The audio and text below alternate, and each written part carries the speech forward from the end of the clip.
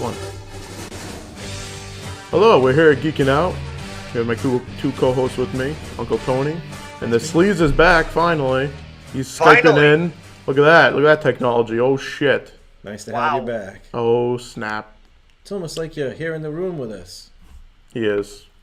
We just don't want him near us, so we had a camera across the room. He's smelly. I'm actually in the next room. Yes. That's how big the studio is now. It's pretty impressive. It's big enough to put someone in another room, but not in this room? Yes. Makes sense. I don't want to be in the same room. Is that a Santa cup? This is a Star Wars cup. It's got Boba Fett. It is. I saw the red and I thought it was Santa. I like that. It is. It's pretty awesome. I have a whole collection. Of Santa cups or Star Wars cups? Both. Okay. I was making sure you have enough room in the cabinet, so. Right. Anyway, so today we're going to be talking about the Darth Bane Trilogy. We're just going to do the first book on this cast, and obviously the second book on second cast, and third book. As usual, follow us we're on YouTube, Facebook, Google Play, iTunes, Twitter, Instagram. Again, if you look up Geeking Out Network, you'll find us on any one of those things. We're hosted on Podbean, so please go there, check us out. And we're going to start. Again, We're doing Darth Bane. This is an older book, but it's, we've talked about Darth Bane multiple casts, so we figured it makes sense to actually cover his story a little bit further. So technically, Darth Bane isn't part of the Star Wars canon anymore. It's considered Legends. But these are awesome books. Everybody should read them. Yes. Agree. Well, there's a correction there. The books aren't, but he was in the Clone Wars. Yes, that's an excellent point, actually. Yeah, he has been canonized by the Clone Wars cartoon. Just like the Plagueis book isn't, but Plagueis is in canon. Same sort of deal. Yeah. So maybe we'll touch on that book someday. This is another awesome book. It is. All right, so basically these books take place 1,000 years before A New Hope. Mm-hmm. And the book runs, I believe it's like a 4-year interval, like from start to finish, give or take. And obviously this is let's do the other hand here. This is the cover of the book. If you want to follow along, you want to read this and, give us some comments or anything like that. Star Wars Darth Bane, Path of Destruction is the first book. By Drew Karpyshyn. Yes. Yep. It's under me. Where? And must I say, he's probably one of the best writers of Star Wars books. Yeah. That's just my opinion. Well, I mean, there's a lot of people that have written Star Wars books. He's definitely in my top 5. One of the other ones is Karen Travis. She's written some good Star Wars books. Those Republic Commando books. She's supposed to get any other ones? No. They had a falling out. I don't know all the details, but there was just some issues or whatever. I don't know what they were. But she did the Republic Commando books, and she was part of that series that with Darth Kaitis, where Jason Solo turned into Darth Kaitis, and spoiler alert, killed what's her name, Mara Jade. Yeah. So. Oh snap! It's a good book. Yeah, that was a good series. Yeah. So just a basic. We're gonna start into the book now. A common theme with the dark side seems like whoever sort of gets into the dark side either was abused as a child, growing up, whatever, and that's sort of what it seems like they push to the dark side. So same with like Darth Maul, obviously Vader was emotionally fucking broken, and a lot of other Sith Lords and stuff like that. Just I thought I'd bring that up. Well, yeah, I guess there is a correlation there. I never thought about it. Yeah, but Anakin was just a whiny bitch. He didn't. He was. That is I mean, correct. his mom died and stuff, but it was just regular Jedi shit. Where he was taken as a child. He was just a whiny bitch. Yeah, he was definitely not emotionally stable, which is weird considering, growing up in a place where everybody's kind of got their emotions in check, and he definitely did not. So Darth Bane was known as Dessel before he was Darth Bane. Just so you know. Can't bring this guy anywhere. Right. So basically, he was on Apostros. That was the planet he was a miner on. And going back to what I said, the common theme of being abused, he was constantly beaten by his father and, grew up resenting him and all that shit. He was like a really, physically strong character as far as, mining for, 12 hours a day or whatever it was. The mines definitely the mines did for Bane what being a slave did for Conan. Remember in that scene in the original Conan movie where he's like pushing that thing in a circle and he starts out a skinny little punk and then it's a quick little montage and he's older and he's jacked. Yeah. That's what the mines did for Bane. Turned him jacked. So he was already like a huge human before being a Sith Lord, so he was already intimidating from the get-go, basically what I was getting at. Basically he gets into a fight with one of the miners on his father's anniversary of his death or whatever. Right. And he ends up getting kicked out of the mine for the day at least, or longer. Goes gambling. He goes gambling, gets into it, ends up beating some Republic officers, and they end up gambling. Right, while he's gambling. And they end up trying to jump him, after the bar closes and everything. He ends up killing one of the officers. So basically he has no choice but to join the Sith army at the time. His buddy that the bartender, forgot his name. What was Cato? He was a Cato Nemoidian. I can't remember his name either.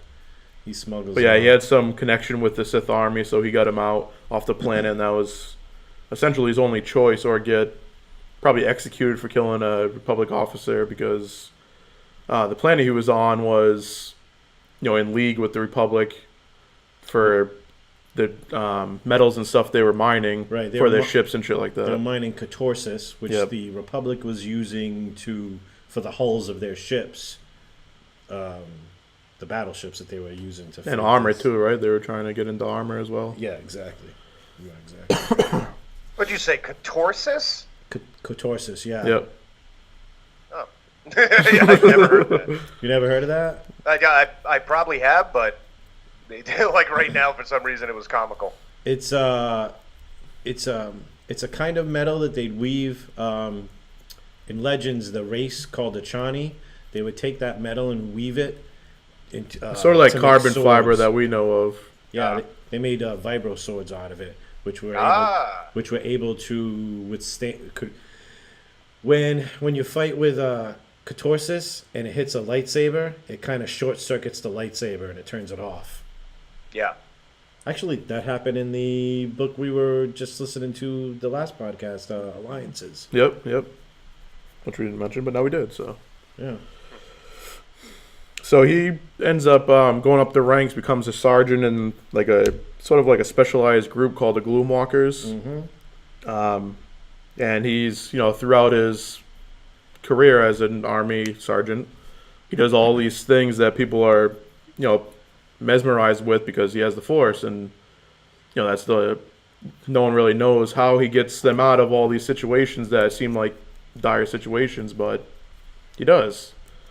And he finally, his lieutenant, I believe it was, has no balls, so basically tells him to go and attack this Republic fortress during the day, which he doesn't agree with, which he knows probably his whole squad is going to get killed doing it. Lieutenant Uleborg. Yes, thank you. So he ends up literally knocking him out and wait until night, and I think he chained him up and stuff too. He left some private or something in charge of keeping him from. Right. But I mean, as soon as Uleborg woke up, he just told the private what to do, and the private was just like, yeah, he was okay, chain of command sort of thing, yeah. But he ends up going at night to do that mission, succeeds, and everything goes well.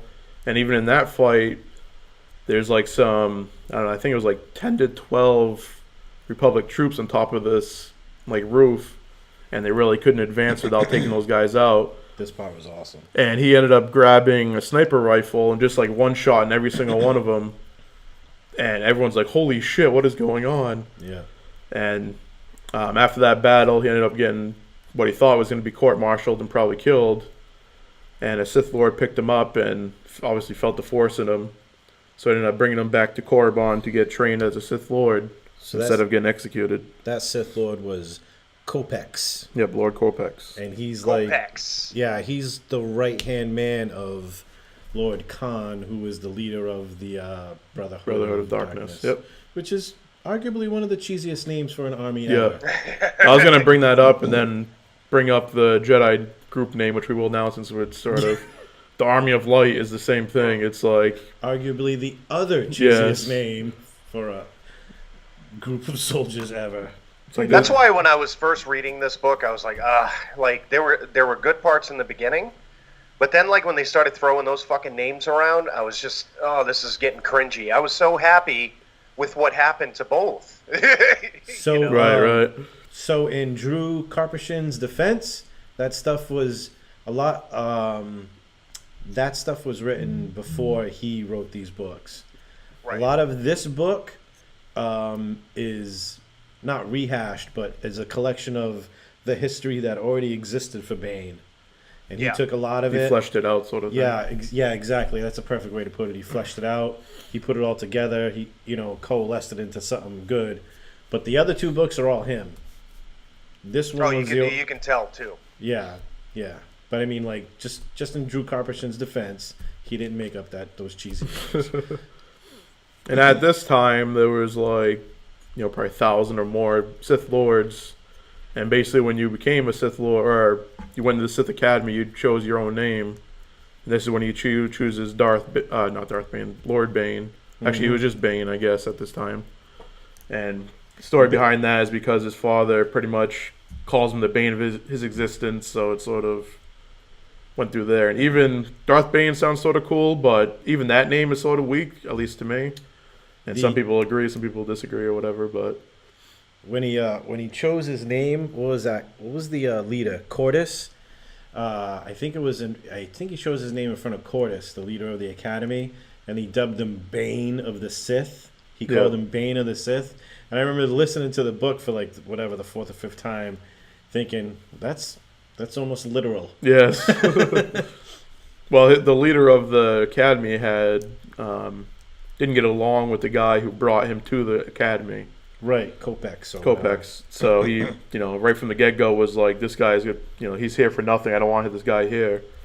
That's an interesting point because Copex and Cordis were rivals before Khan put the Brotherhood of Darkness together. Right. So even though they were all buddy now, there was still like a little bit of a rivalry. I think Cordis believed that because Copex brought Bane there, that he might have been bringing him there to disrupt the Academy, or just try to make Cordis look like a dummy or incompetent or whatever. But at this time, Korriban was where the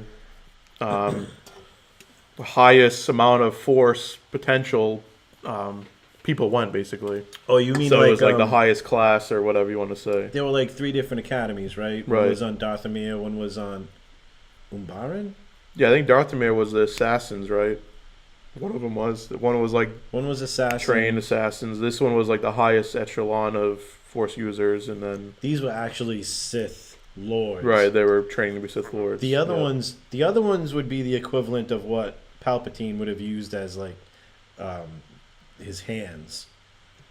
You know what I mean? Like, not necessarily powerful enough to be a Sith Lord, but still powerful enough to be useful. Some Force users, yeah.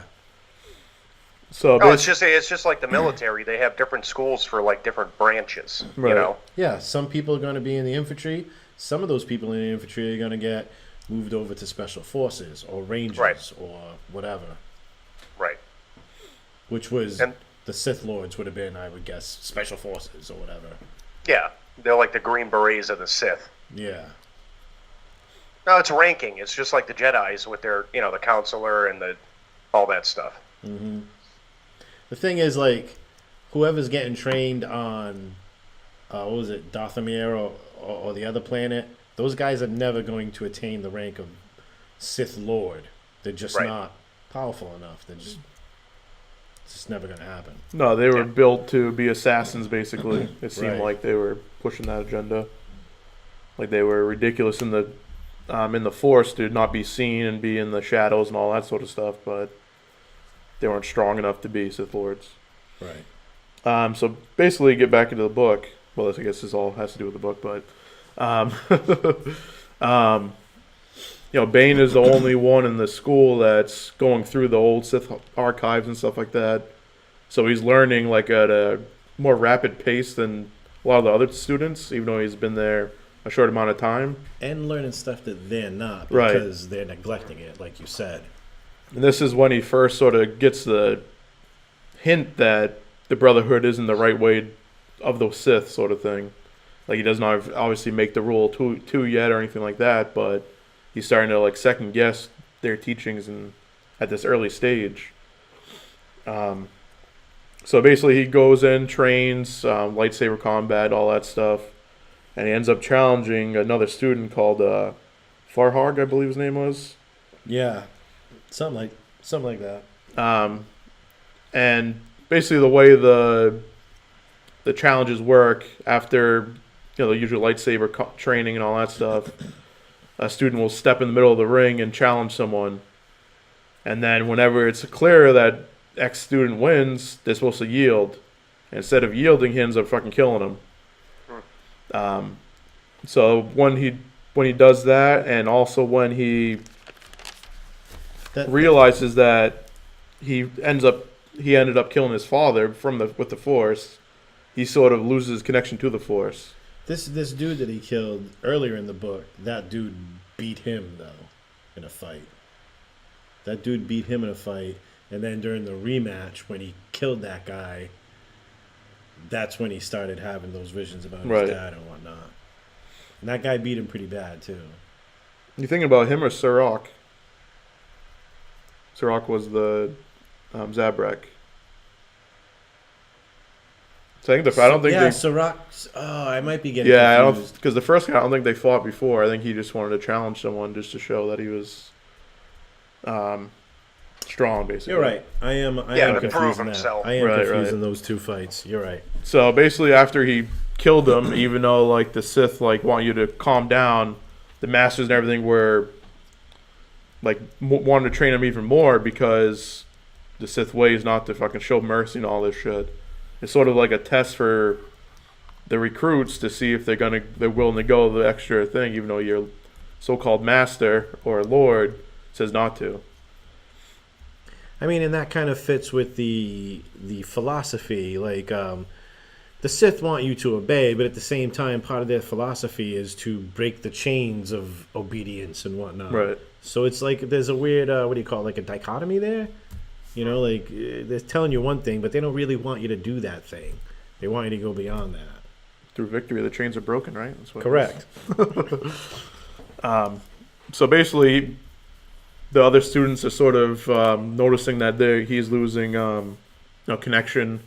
So he feels obligated to challenge someone else, and he ends up what he was talking about, challenging the top student in the academy, a Zabrak called Sirach. And Sirach pretty much wipes the floor with him, almost kills him. But he ends up yielding when the Lord tells him to yield.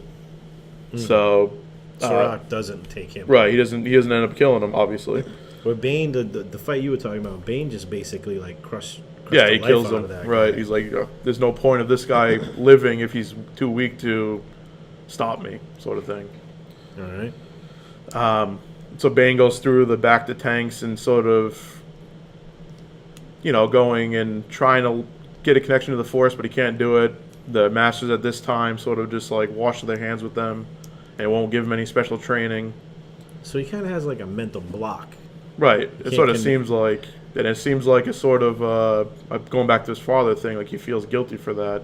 Even though at the time, like, at least in the book they explain, like he's like, I want you to die or whatever, I want you to die. And then through the dark side, he ends up killing him while he's sleeping. You know what's funny? Like that scene you're talking about. Have you guys ever heard of the witching hour? Yep. Yes. All right, so that book by Anne Rice. So there's the main character in that book is called Rowan, and she's a doctor. And after surgery, she always had this kind of ritual where she would go and sit with the patient alone, and she would visualize in her head like white blood cells going and mending and fixing and when I read that book, I always thought it was very like Jedi-like in a way, the way she kind of like mentally healed this person, like because she had the knowledge and the power and the magic or whatever. When she combined those two, that's what happened there. Like she used her power to heal somebody. And years later, when I read this Bane book, I was like, this is just like that, but exactly the opposite, because he's killing somebody instead of healing them. It just shows how strong he is. He can kill someone through the Force without really having any training or anything. Right. Well, that's a scary thing about Force sensitives. If they're not taught to control their stuff, they can just fucking kill somebody with their mind in their friggin' sleep. Right. Yeah. And maybe that's why, Jedis take friggin' students as babies and everything else. It's like there's a threat there if you really think about it. Right. Makes sense. And so they don't grow up and be, abused or whatever else the case may be. Yeah. And turn to the dark side. So they get them early, they can, put the so-called their fundamentals in them and all that stuff. Before they collect any baggage. Right. Yeah, before they kill somebody else in their sleep. So around this time, Githany ends up joining the Academy, which is like a Jedi that sort of goes to the dark side. She actually was a Jedi. Yeah, right? she was a Jedi, or apprentice at least. Yeah. Ends up going to the dark side, and she ends up joining the Academy on Korriban. And she basically gets together with Bane because she thinks she needs his help to kill Sirach, the top student in the Academy. And that's what she sort of sees as the only competition to her in the Academy is him. That's a point of note about Githany. She's formidable as a fighter, but at the same time, that's not her strength. Her strength is manipulation. Right. Like, I'm not going to go kill that dude. I'm going to go have this other dude go kill that dude for me. Or at least team up or whatever. Yeah. But this gets a little bit forward in the book. This makes me think of exactly why Bane thinks the Brotherhood is failing, is these two weaker Sith are getting together to go kill the stronger Sith. Yeah. And in response, pretty much weakening the Sith Order. Because now, instead of having, like, at least one strong dude, you got two little weak weaker Sith dudes, and it's just constantly going downstream. And eventually, whoever's the strongest of them two will be crossed with two other Sith Lords or whatever it takes. But reading that, you understand it because it's diluting the Order. Right, it makes perfect sense. It's not like a strong apprentice taking over a strong master. It's two weaker ones. So you're not going forward. You're actually going backwards. That's a point. That's an actual point they make in the book too, that Bane makes. That by having the dark side spread out over all these weaker Sith Lords, it's not the same as having it concentrated into just him, or just one powerful entity, person, whatever. Right. And if you think about the Jedi Order, during the Clone Wars and everything else, they were doing the same exact thing. They were just training anybody at this point. Right. It wasn't like no selective choice, really. They were building an army. Yeah. So you dilute the power. Especially at the Clone Wars, too, because they had thousands of Jedis, but now they were starting to lose Jedi at a rate that hasn't happened in a long, long time because they were out on the battlefield. They're out waging war, and you might be a Jedi, but you're still going to get killed. It's wartime. And to become a Jedi Knight, it takes 15, 20 years if you're exceptional. You know what I mean? So obviously they couldn't really quickly get more Jedi. Makes sense. Yeah, and if you think about it, there were Force sensitives that, the Jedi Council found, but didn't turn into like Jedis. They kept them in the Order, but they would do, stupid shit. They would go to the agricultural corps. Right. Like, people like that. That was the so thing I'm sure during like a full-fledged war against the Jedi Order and the fucking Army of Darkness or whatever the hell they're called. Bust out those Jedi farmers. Yeah, they people on the front lines are getting killed, and they're just gonna throw anybody in there that's force sensitive at that point, and dilutes the whole goddamn thing. Mm-hmm. Well, throughout this book, I thought, because I already knew the Rule 2 eventually came up, so I thought from the get-go Githany was going to be that apprentice, like before reading the next book. It just seemed like it. They ended up like sort of falling for each other. She helped him sort of get the connection back to the Force from her teachings and everything like that. Yeah, she got him through that mental block. So it seemed like the writing was on the wall that they were going to be master and apprentice. Obviously, that's not what happened. We'll get to that a little bit further, next cast or whatever. But it just seemed like that for me from the get-go. Yeah, I thought that too. I thought that was a clear sign that was the apprentice. During this time as well, so he's working with her sort of behind the scenes because, again, no master will really work with him now. So once he gets the connection back, he asks the Swordmaster Kasim for like private lessons, like after all the students go to bed or whatever, and he obliges, and so he becomes Darth Bane. Well, Bane, it's not Darth Bane at this time. Becomes ridiculous with the lightsaber as well because the Swordmaster of the Academy has given him private lessons and every like night. Teaching them all different things. And another note is Sirach uses a double-sided lightsaber. Just like Kasim, the Blade Master, that's right. teaching Bane. So when Sirach and Bane fought, Bane wasn't used to that. He was used to doing, like just a single blade to a single blade. So Kasim trained him how to defend that and all that sort of stuff.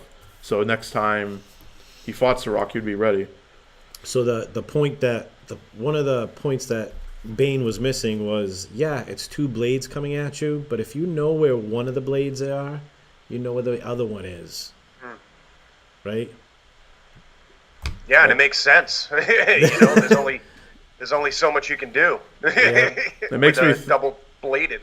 It makes me think of like when in Rebels, when Darth Maul finds Obi-Wan finally on Tatooine, and Obi-Wan's like Darth Maul's starting to swing at him, or Maul at this time is starting to swing at him. He's just like, I'm just gonna go right through the middle of the fucking the lightsabers and just kill you right there. I'm not going to worry about the blades. I know where they are. I know where they're swinging from.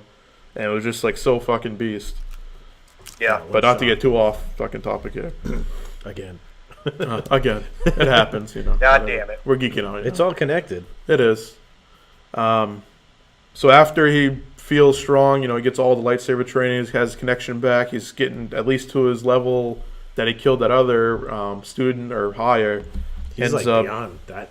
Yeah, he's feeling like really powerful at this point. He like knows how to shoot lightning and whatnot. Yeah. He ends up challenging Sirach again and essentially toys with him through the whole fight because he's so strong, and ends up kicking his ass basically, but doesn't kill him. Doesn't kill him, but puts him in as much harm that Sirach gave Bane earlier in the fight. Earlier in the book. Mm-hmm. So he essentially says, I think he says, I don't want to kill him. I want to put him in as much pain as he put me in. Like, that's more revenge than just killing him right here and now. Which is totally badass. Yes, it is. So, and there's points in the book where I think it goes to Sirach's narrative, and he points out, he's like, nobody's coming to visit me. Yeah. Because he has like 2 siblings in the academy, and they don't even bother to visit him. Are they siblings or just like followers that aren't his like penis? I got the impression that they were related. No, whatever. Either way. Yeah, there was Abrax. Yeah, there was Abrax. So basically after that happens, Githany goes to Bane's quarters, and I believe she kisses him then, and brings him without a weapon to the archives, but also tells Sirach to go there with his 2 goons. Oh, this is after he heals and whatnot. Yeah, after Sirach heals and everything. So it seems like she double-crossed Bane, but in reality, she brought Sirach there to get killed by Bane and have herself help him out and kill the other two Zabraks there. Because she had his lightsaber. Right. So they started fighting, and Bane didn't have any weapon aside from the Force, which is weapon enough with him. But yeah, she took his lightsaber, threw it to him, and she has an awesome fucking whip. And the light whip, which is fucking amazing. So she ends up pretty much killing those two guys, Sirach's two followers, and Sirach ends up pleading for his life, and Bane just cuts his head off, which is fucking amazing. Yeah. Let's see what we got next here. So at this time, the Brotherhood of Darkness is, fighting the Army of Light on Ruusan, and they need sort of their, more people on the planet to take it over. So they end up essentially having all their people in the Academy, Sith Lord. Well, they're all promoted as Sith Lord, even though they haven't really got to that point, just for the fact that they need more people in the army. Just kind of like an honorary thing. Right. So when that happens, that's right when Bane comes back from his second trip out to the Valley of the Dark Lords. Yeah, he goes to the Valley of the Dark Lords. Which is when he found Darth Revan's hologram. No. He doesn't find anything there. He's like, this is just like a bullshit thing. And he's like, okay, I guess there really isn't anything left in Korriban, because all the like tombs and stuff have been looted by Jedi from Sith and everything else. There's really not much there. But shortly after he does find that, but we'll get to that. But Bane's fucking... This is like the best part in the book to me. Bane pretty much tells the leader of the Academy, like... Cordis. The Brotherhood of Darkness is bullshit. I'm taking your fucking ship, and none of you are here strong enough to fucking stop me. Yeah. And all the students are like, oh shit. So he steals the fucking leader of the Academy ship and just takes off, which is fucking amazing. It's just like, I challenge all you. None of you guys are going to do shit about it. Mm-hmm. Yeah, that was the pivotal point in the book for me, where you're like, all right, so now he's becoming a badass. Yeah, it's like... like a legitimate, like, and I believe, Darth Bane. Right, exactly. I believe this is when he actually called himself Darth Bane, because he figures out that the Darth title is the supreme leader of the Sith. Right. And they were afraid to give that title to other... no one wanted that title because it puts like a friggin' challenge, not a challenge, but like a beacon on your head for the Jedi to go and kill that person. And his whole thing was like, let him come. I'm this fucking powerful. Let's go. Yeah. Why are the Sith like fucking bowing down to the Jedi or being afraid of whoever's going to come and challenge them? Which is, again, fucking Bane's awesome. Yeah, and he did a very good way of writing this, and when it comes to that aspect, because you see so many times how bad the friggin' Sith are right now with their friggin' choices, and granting people that shouldn't have been granted the title of Lord and all this other shit. And at the same time, Bane was just like, God, you guys suck. Right. It's like in the beginning, it's like watching a bunch of children, trying to be like daddy. It was just horrible. Well, in the long run, I mean, it was sort of Lord Khan's battle meditation and his manipulation of all these lords and soldiers that sort of got this brotherhood going. Yeah. Right, and at the same time, like, it goes back to the whole dilution of it, because he wasn't that friggin' powerful that he should be like the Darth of the Army of Darkness or whatever. Right. It was just that everyone was so weak at the time that his mind fucks went through everyone. Everyone, was like, oh, this is a good idea. We should make a brotherhood. Khan's ability was basically a Jedi mind trick on steroids. Right. Like he could manipulate anybody. Didn't matter if you were weak-minded. He manipulated all the Sith around him, all the soldiers, and then when you compound that with the fact that he did do that battle meditation stuff, it was all connected to him. His whole sphere of influence was the fact that he used the Force to manipulate everybody around him. And the battle meditation specifically says in the book that he hasn't really even trained to do it.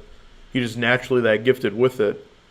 like because he goes against a Jedi master that has trained to do it, and he's like can't really keep up with her or him. I don't remember. So the sword master has to go on the ship and cut her down, and that sort of sways the space battle. Right. So I believe in the archives, he figures out, connects the dots that he believes the Rakata were the first dark side users. So this is what that's also a nice cheese. Yes, it is. You totally got me off guard with that fucking comment. Thank you. I'm like, what? Carry on. Cheese? It makes sense. So this is what you were getting at through the archives and through all the shit that he ends up going to Lihan, which is like the Rakata, I believe, main planet or something, when they were actually, a fucking empire and stuff. And that's where he finds Revan's holocron. Oh, okay. Yep. And that's where the healer is, Caleb. No, he's on Rusan. And if I'm not mistaken, the Rakata were they in the Old Republic video game? Yes. Yep. Yes. Yeah, and that's where the holocron is in the video game too. The Rakata created the Starforge, which was basically which Revan used, right? Space factory. Yeah, exactly. A base space factory that made, Star Destroyers and tanks and whatever you needed. Right. It made fleets. And it was powered by the dark side and whatnot. And that's what Revan was looking for the whole time. That's what Revan used to bring his invasion to the Republic. Right. Right. So he finds Revan's holocron, and Revan's whole thing was there should be one, leader of the Sith, basically. So with Bane's teachings and Revan's holocron, he decides the rule of two. This is when he officially makes it.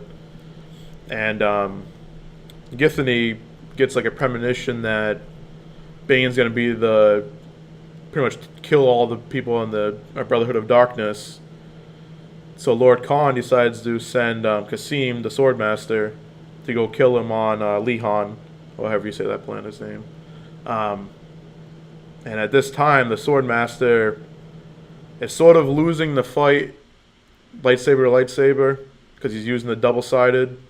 But as soon as Bane lets up, he ends up breaking them in half, not breaking them, but unhooking them and using two single-sided blades. Which was his trick. Right, because he never showed that at the academy. He never taught Bane how to defend against that. He never taught anybody how to use two-handed weapon style, like a blade in each hand. So this is when sort of the battle turns, and Kasim is winning, and sort of pushing him out the fortress or whatever it was. But the difference is that Bane knew the layout of the fortress, and Kasim didn't. So he was backing up, yes, but he was backing out of the fortress. And basically when Bane gets out, he shoots a big fucking force at Kasim. And Kasim protects himself, but he can't protect the building around him, and the building falls on him and kills him. So that's how he ends up killing him. And then, again, this is an awesome part of the book. Bane contacts Lord Khan after this and says, Kasim's You're dead. You're a pussy. You're a pussy. No, he doesn't say that yet. But he says, Kasim's dead as, me showing you something. I want to, make good with this. I'm going to give you the thought bomb. This is the ritual that he found in Darth Revan's holocron as well. So he's like, you can use this later on. Here's a token of my gratitude or whatever. He used Revan's holocron until he literally used it up until it imploded on itself. He made a bunch of notes and whatnot, and then when it didn't work anymore, he just crushed it. So that was all. Didn't he give him a whole manuscript of all those notes? Including the thought bomb? He gave him all the answers basically to, even though Bane at the time knew the thought bomb was sort of what it could do, and it wasn't really a practical use unless it was a last ditch effort. But he gave him that, planted the seed, so to speak, too. for him to use that. So Bane goes to Rusan, and this is when Khan has Githany try to kill him. Oh yeah, the second assassination Right. attempt from Githany. So Githany goes up to Bane, and she has poison on her lips, and he senses it, and his own arrogance pretty much says, okay, who gives a shit? I know what it is. I can defend against this. And he just basically makes out with her, not knowing that one poison was just to mask the other one. It wasn't just that one poison. And he goes down to almost dies until he finds the healer Khalib that you were talking about earlier. So she actually poisoned him with 2 poisons. Yes. And one was masking the other, and that's the one that he sensed and was like, The obvious. this ain't gonna do shit to me, so I'm gonna just continue making out with this chick that I like or whatever. Yeah, you went back for thirds at one point. Yeah. Yeah. She's exciting.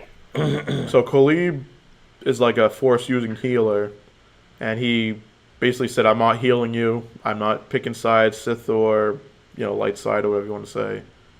But Bane sensed another presence, which was his daughter, and was going to kill his daughter, so he was sort of forced to heal him. And he ends up healing him, and then he's fine afterwards. And that's when Bane goes to the Brotherhood camp, and he has the Sith Lords create like a force storm to get the Jedi out of hiding, that were all hiding in like the forest and stuff during the wet season or whatever on Rusan. But Khan ends the storm like early to go kill the Jedi to like hand-to-hand combat instead. And basically when everyone leaves the camp, Bane, which is another awesome part, Bane calls the fleet that's surrounding Rusan that has a blockade and tells them, "Oh, go engage the Jedi that are on the outside of the planet." And they might. Oh. But this was with Lord Khan's frequent suite or whatever. So they're like, "Okay, I guess we got to do it." So Bane inadvertently he tells them to engage the Jedi fleet, which allows Farfalla, Right. one of the Jedi general. What a terrible name. I know. Jesus. Farfalla, he's able to get past the blockade, which helps out Lord Khan, not Khan, Hoth, General which is Hoth, the General Hoth. Thank you, General Hoth, who's in charge of all the Jedi in the battle. So Khan's forces basically are about to win the fight, and then Farfalla's troops come and sort of change the way the fight's going to go. Right. And he's like, what the hell? How did they get past the blockade? What the fuck happened? And then he realizes that somehow Bane did it. Double tricked them, double crossed them. But Bane is just an agent of Discordia at this point. He just wants to what's the word I'm looking for? Disrupt everything.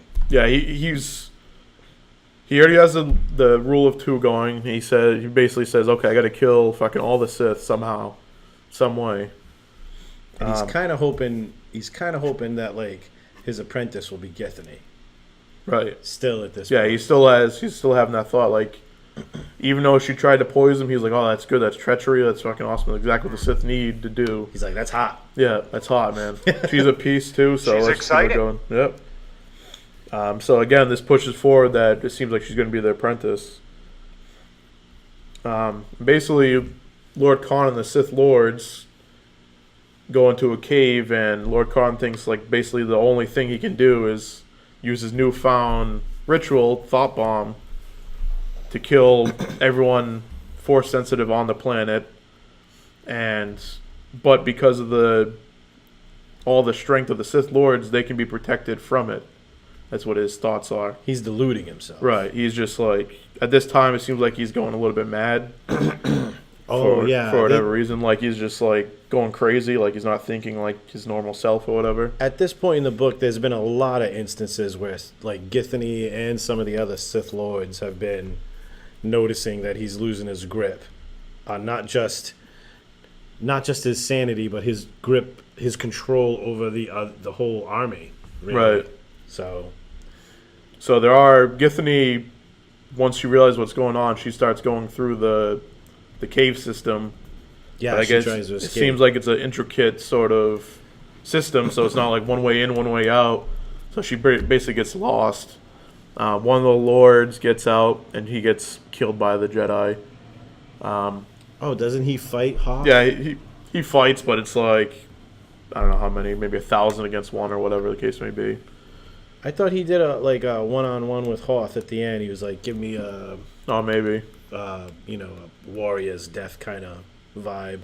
I think I remember something like that. It was only like a week ago that I listened to this book again too. So basically, the Jedi and the Jedi forces surround the cave system, and they realize. Now, they have no idea what's going on in there. They just know the Jedi just know that something's Doesn't bad. the Sith Lord tell them though, like that they're doing some crazy ritual?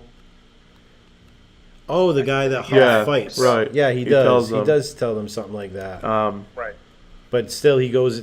Hoth leads exactly 100 Jedi Yeah, into like try to stop Khan and the other Sith Lords from doing whatever they were going to do. Yeah, he knows they're pretty much going to their death unless something magically happens or whatever. But if there's any less, the way it says it in the book, if there's any less, he's not going to think that it's the whole Jedi Force or whatever. So he goes down there again, like you said, 100 other Jedi, and Lord Khan sees him like while he's in the ritual and claps his fucking hands. And the thought bomb goes off, Right. Yeah. which sort of makes me think of Thanos and snapping sort of thing. The snapshot. Yeah. Like it's just like the same fucking thing. It's pretty awesome either way. Except Khan does it like an old person from Florida. Yeah, right. So all the Jedi that were in the cave, all the other Jedi that were not in the cave, they left the planet, and all the Sith were killed. Bane was way away from the cave system, but he's even feeling effects from the thought bomb. He doesn't end up dying.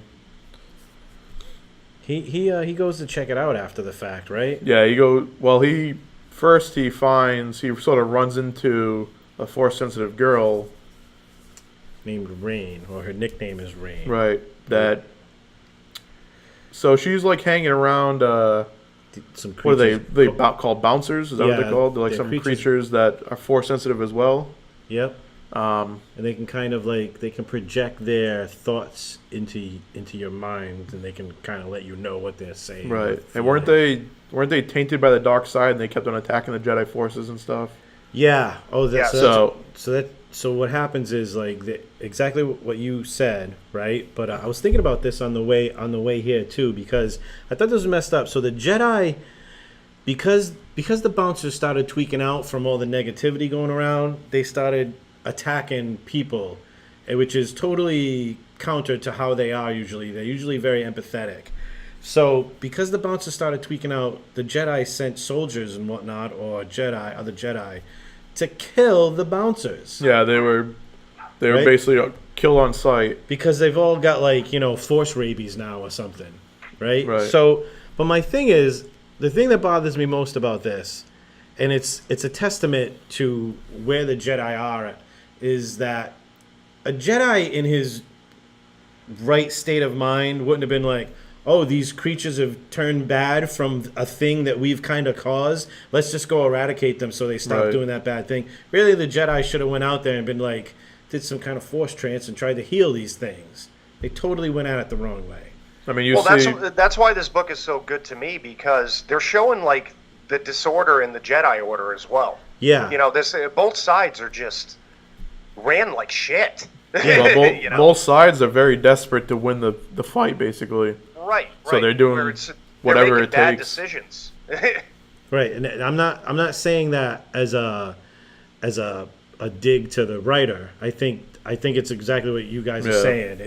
saying. They're showing how fucked up the Jedi are and how wrong they are at certain points and the way they're handling. It's just another testament of how things are not running the way they should be. I mean, you see plenty of times in the movies and cartoons that the different animals and creatures and stuff their mind gets settled from the Force.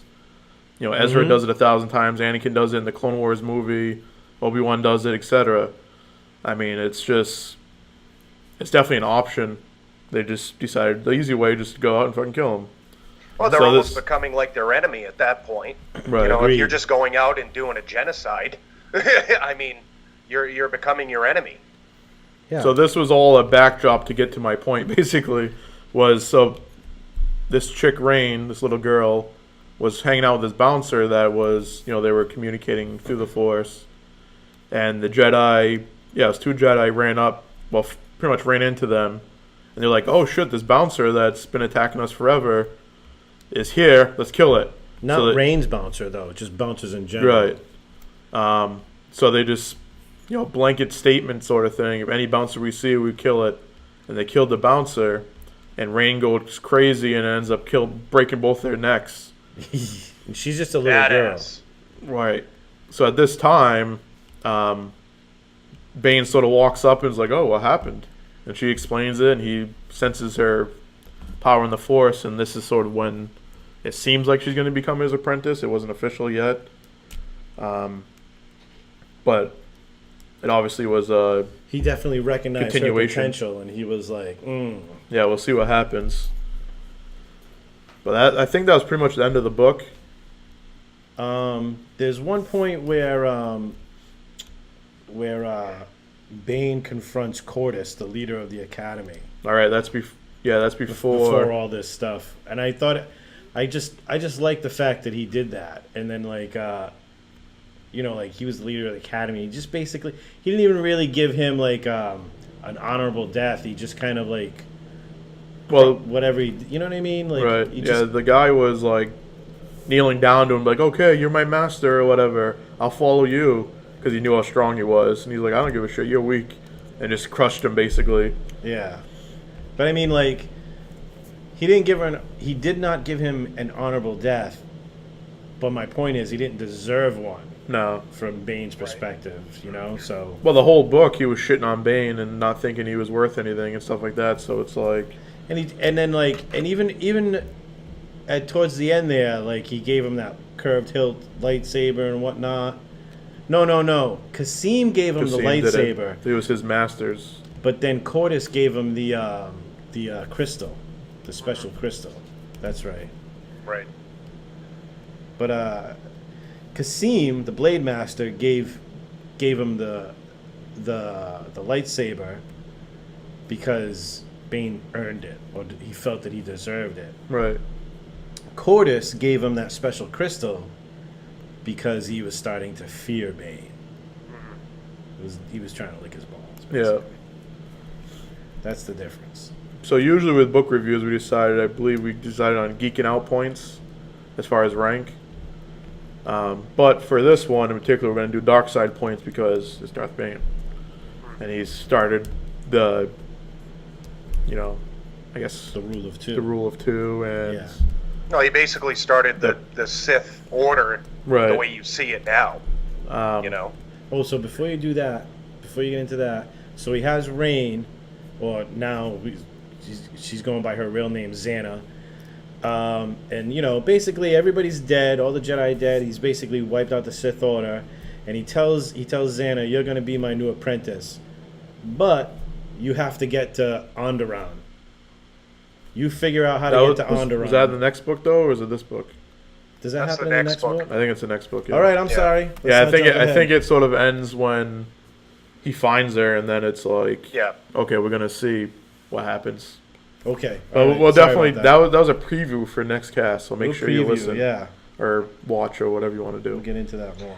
Yeah, because I remember the end of that, and it's very rare that I'm like, when the hell is the next book coming out? Like, type of deal. And when I finished that book, I'm like, when the hell is the next book coming out? Right. You know, I It's was just started like, getting good. totally fucking like, what's going to happen next? Yeah. So, Sleaze, if you want to start, we can. What out of 1 out of 10 dark side points, 10 being the best. What do you give this book? As far as like Star Wars books go. Right. It's one of my favorites. This is one of my favorite collection of Star Wars books, if not books in general. I give this about a 9.5. The 0.5 that kept me from giving it a perfect 10 was the stupid names. I knew Yeah, that. yeah. I knew you were going to say that. That was the only bad thing, and I understand they were taking, ideas and writings and stuff, and they had to incorporate that. I just think the names are just cringy. When I was sitting there, Fahala or whatever the hell his name, every time Farfalla. that came, yeah, Fahala. Yeah. Every time the name came across the page, I shook my head. Like, why? I love this book because I love the character of Bane, and I always wanted them to do a book, so I was excited going in. And then I was happy that they wrote it so well. And a lot of these, like, now legend books, I mean, they'll hint around to, like, other stuff, like the movies and all that, but there was a lot of, like, ties into, like, not only the movies, but, like the Old Republic stuff. There was, they really incorporated the entire saga into this, so you saw where it fit, and that was the best part of the writing. And they also showed a really good origin story for Bane, where he started off and his father treated him like shit. He went into the mines and he was built into this person. I think they blended this well with the way Anakin was a little bit, where you got this cockiness. He knows that he's powerful, but he's not smart enough to really handle it right now. So I think they did that well with Bane, where, there were times he got his ass kicked in this book. Right. And it was because of his arrogance. But you see in the next two books, he builds up to probably one of the, if not greatest Sith Lords to me, just because of the power he taught himself. It wasn't even like really he was taught. Throughout the three books, he's teaching himself, and rebuilding what he thought was wrong. So it was a good setup for the trilogy. It was a beautiful origin story, and they incorporated a lot of stuff to make this fit as like a building block in the timeline. Right. Another thing too, this is one of those books where it's actually about the bad guy. Like Right. There's a book that takes place right after Revenge of the Sith. It's called Darth Vader, or The Rise of Darth Vader. And it's mostly about a Jedi that he kills at the end. Right. It was a good book, but it wasn't a Darth Vader book. It was about that other dude. Right, and what's They're good giving you about this clickbait. book and the other two that come along is you're right, the villain is the main character. Yeah. But at the same time, there's parts of it that you sympathize with him, and you say, yeah, you're right. Like, you're right about stuff. Like, stuff is fucked up. Even though he's an evil bastard, you you treat him as sort of like a hero in a sense, Anti-hero, yeah. That's going back to like the Thanos thing too. Like Thanos is the same way. Like this guy's doing all this awful shit, but you sort of agree with him when things are happening. They built a very sympathetic villain, and that's what they did with Vader in the prequels. Is they showed a part of him that you sympathized, and you were like, okay, so that is fucked up. You know what I mean? You sort of relate to him in a sense. By the time Revenge of the Sith comes out, you're like, all right, well, I can see why he's here. I lost my train of thought. Sorry. You're welcome. Go on. It's because of my knowledge. I just spit that knowledge, and you're just You're like, just wow. like, man, I gotta leave. He made it. He has a certain personal code of ethics. Ethics is probably not the best word to use, but he has a personal code. And like when you go back to that thing of when he didn't kill Sarek, whatever his name was, Sack. he also makes points later on. It's like killing for killing's sake it's not my thing. Right. But I mean, getting in my way is just basically asking for a death sentence. Right. Right. There's a lot of parallels with him and Palpatine. You know what I mean? Palpatine was very calculated. Everything to him was like a chess game, and that's how you see Bane is. Even in this book, and then more so going on, is that instead of just running out and going, I'm fucking evil, like he's sitting back and really thinking about his steps. And that's where you get really into the whole thought process of the rule of two. You know, instead of having this enormous army where everybody just, I got lightsabers and fucking force lightning. Yeah, it's not Let's all be black smart and white. about this, you know? That whole the whole thing with him is it's not simple like you guys are saying. It's not all black and white. There's a lot of gray areas, and I think that's what makes him a good character, a compelling character. But I don't know. So what do you give it as far as a rank? I'm gonna give it like an almost 9. Maybe, Almost 9? Yeah. It's just It was the names, right? The names were bad. Yeah, it was. Yeah, the names. I mean, who's to say what's a perfect book that gets like a 10? Yeah, it's tough. You know, but yeah, the 9s. I mean, I would say something close to 9. That names. Yeah, that's it. Every time they say Brotherhood of Darkness and Army of Light in the book, Cringy. it does make you cringe. That's a good way to put it, like you were saying earlier. Yeah. But the good thing is, we're complaining about names in this book. So that's how good this book was. You're complaining about the name of the groups, you know what I mean? Instead of like, oh, this book was shitty, this character was shitty or something. Yeah, you know what I mean? If that's the worst thing we can say, it's Exactly. a pretty damn good book. Yeah, you got to search for shitty shit in this book. Yeah. Yeah. What about you? I would say probably, I'll give it 9.25 to be in between you two. Yeah.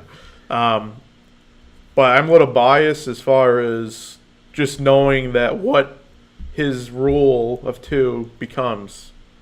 Like, it's thousands of years of fucking, or I guess a little bit less than 1,000 years of this system working with all the future Sith Lords, Darth whoever's following it, and then all of a sudden becomes to Palpatine. You know what I mean? That has an empire, takes over the galaxy and all this stuff.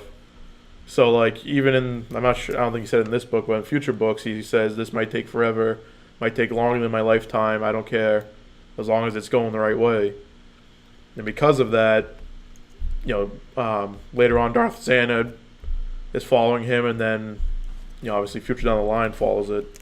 So, I mean, it's, as far as the Sith go, he's the one who started the present Sithness, or whatever you want to call it. So right. you really It does a great job of showing Bane as somebody that's really dedicated and wants to preserve the actual Sith teachings. And the other, you know, the fucking Army of Darkness, I still can't say the actual thing.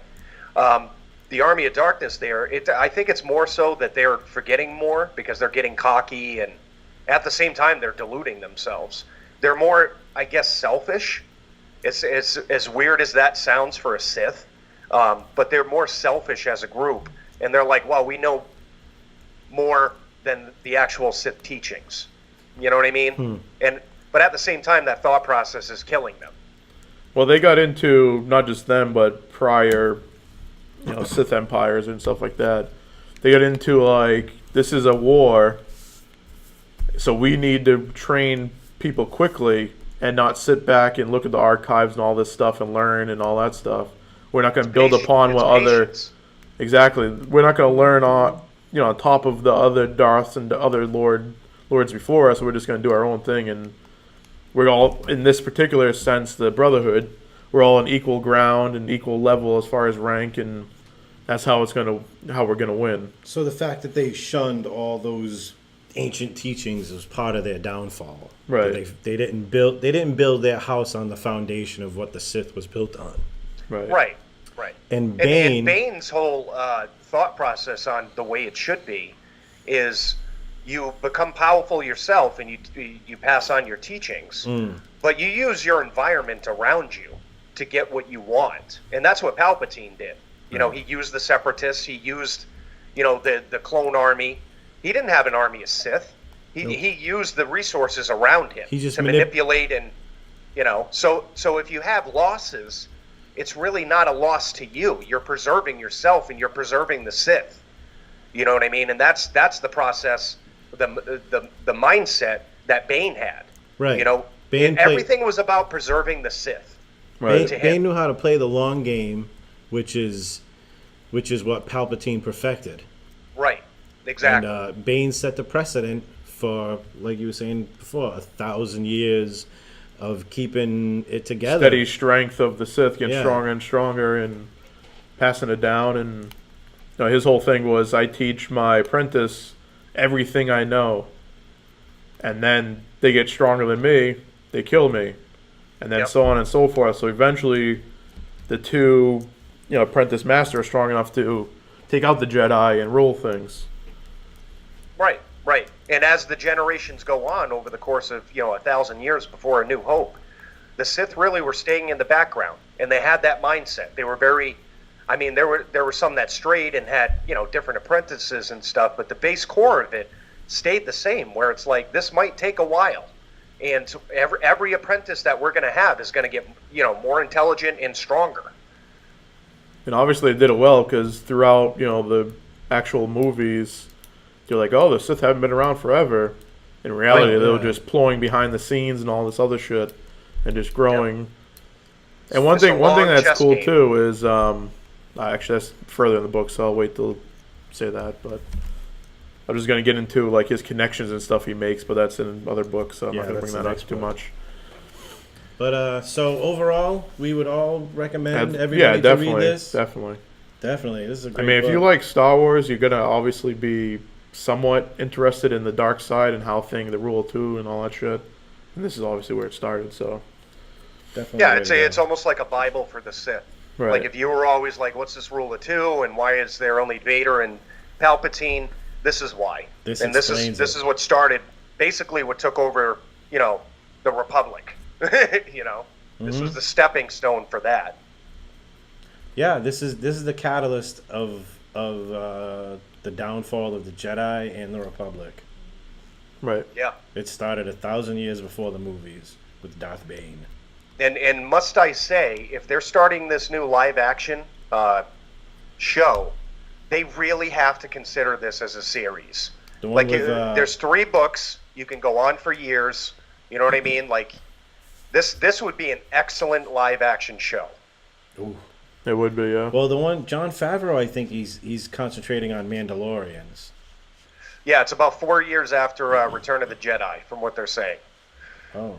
Yeah. And what was I gonna say? I don't know if the guys from Game of Thrones, I don't know if this movie thing is still going, but they're getting movies. Yeah, but even that, I mean, make a Darth Bane Trilogy movie series. Fantastic, with even more money behind it. Yeah. Well, they have that, and then they what's his name? The other director has a trilogy coming on too. Yeah. The guy that Last did Jedi, dude. Oh, I heard his was canceled. Was it? Rian Johnson? Really? I heard his was canceled. You know what they would be able to do? You know what they'd have the power to do in a movie? Change the names of those fucking armies. Yeah. Especially because this isn't canon officially. Yeah. Yeah, so they could take the book and please change these names. Yeah, it's because then it's in canon, and that'd be great. Oh, I remember what. Remember Farfalla? Oh God, yeah. I read the actual original comic books about Darth Bane. All right. So when I got to the book, the actual book, I was just, and they, when they started rehashing the shit from the comic books, I noticed specifically in the book they do not mention the race of Farfalla, what species he is, what kind of being he is, what planet he's from. Right. They don't even address what he looks like, other than the fact that he's dressed really fancy all the time and has long, beautiful hair and whatnot. That's even worse, because then it paints just a worse character that has a name like that. So, but here's the thing: I know what he looks like. In the comic books, he basically looks like an anthropomorphized My Little Pony. Yeah. In the comic books, he looks like... I've seen him too, but you know what I always picture when I was because I read this book twice. Mm-hmm. But what I pictured him was Tom Cruise from Interview with a Vampire. Oh, really? Like that's who popped into my head. Through the whole when book, it when was I just a read My that. Little Pony. Yeah. For me. Yeah, that's even worse. He was a My Little Pony. All right. All right, so we are going to do the next two books at some point. If anyone has any suggestions on books, not even just Star Wars, they want to see us do, feel free to suggest things and we'll try to do them. All right. Yeah. So I think that's about it. Geeking out. Geeking out for the Sleaze and Uncle Tony. I'm Moose. Thanks for watching. Thanks for listening. Power to Geeking Out. Follow at the Sleaze52 at Geeking Out Network. Okay. And at he doesn't have one. I don't have one. At the Dr. Huge show as well. Yes. Our brother cast, I think, is what we're saying. If you like Sister wrestling, check out the Dr. Huge show. All right, again, thank you for watching. Thank you for listening. Farewell.